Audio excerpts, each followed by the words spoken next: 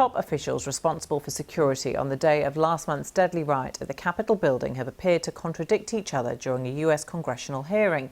The bipartisan hearings are looking at how security contingencies failed to respond adequately and why it took hours to call out the National Guard.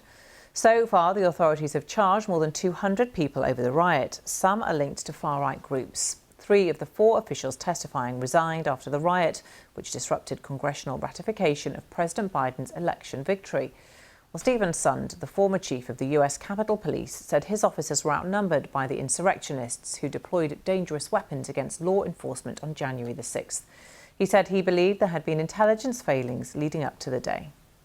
These criminals came prepared for war.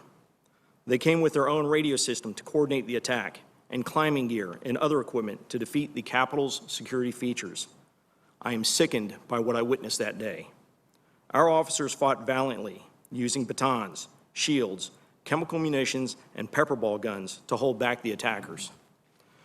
Capitol Police and responding law enforcement agencies showed tremendous restraint by not using their firearms, which would have likely led to a more chaotic situation and a possible mass casualty incident. No civilian law enforcement agency, to include the United States Capitol Police, is trained or equipped to repel an insurrection of thousands of individuals focused on breaching a building at all costs. I am extremely proud and appreciative of the Capitol Police officers, the Metropolitan Police Department, and the other law enforcement agencies that came to our assistance. A clear lack of accurate and complete intelligence across several federal agencies contributed to this event, and not poor planning by the United States Capitol Police. But the former US House Sergeant-at-Arms, Paul Irving, denied the authorities had rejected having the National Guard deployed at the US Capitol because it might look bad, saying the intelligence did not warrant the troops' presence. My use of the word optics has been mischaracterized in the media. Let me be clear. Optics, as portrayed in the media, played no role whatsoever in my decisions about security, and any suggestion to the contrary is false. Safety was always paramount when making security plans for January 6th. We did discuss whether the intelligence warranted having troops at the Capitol. That was the issue. And the collective judgment at that time was no, the intelligence did not warrant that. If the chief or any other security leader had expressed doubt about our readiness without the National Guard, I would not have hesitated to request them. Chief Sund, Senate Sergeant-at-Arms Stanger, and I were confident in the chief's plan, and I did whatever I could to ensure that Chief Sund had the support needed to prepare and execute that security plan. Paul Irving there. The BBC's Washington correspondent Gary O'Donoghue gave us his take on today's striking evidence.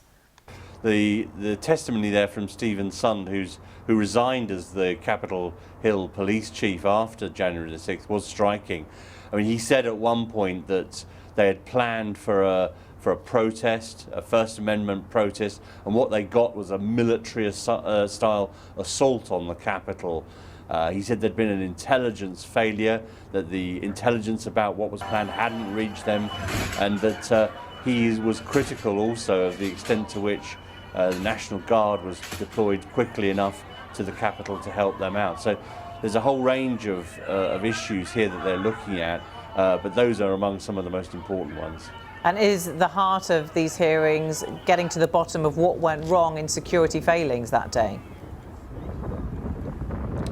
Yeah, there's a few issues. One is the intelligence in the run-up to January the 6th. Who knew what when? Was it communicated properly? Was it accurate? Did it give any kind of sense of the scale of what was being planned and the organisation behind what was being planned? What was the extent of the preparation that went into it beforehand? Was enough National Guard members in place ready to help out? If not, who had blocked those requests?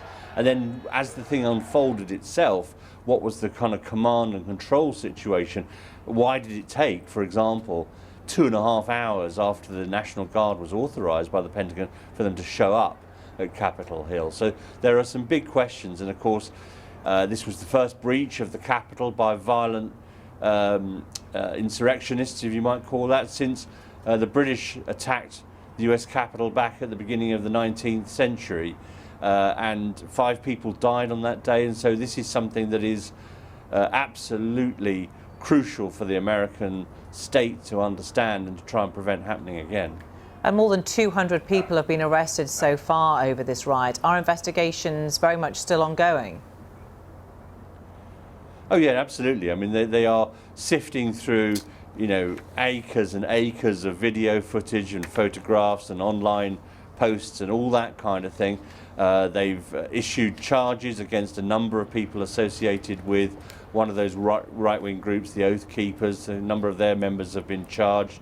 And the charges range, a huge range of charges, trespass upwards, really.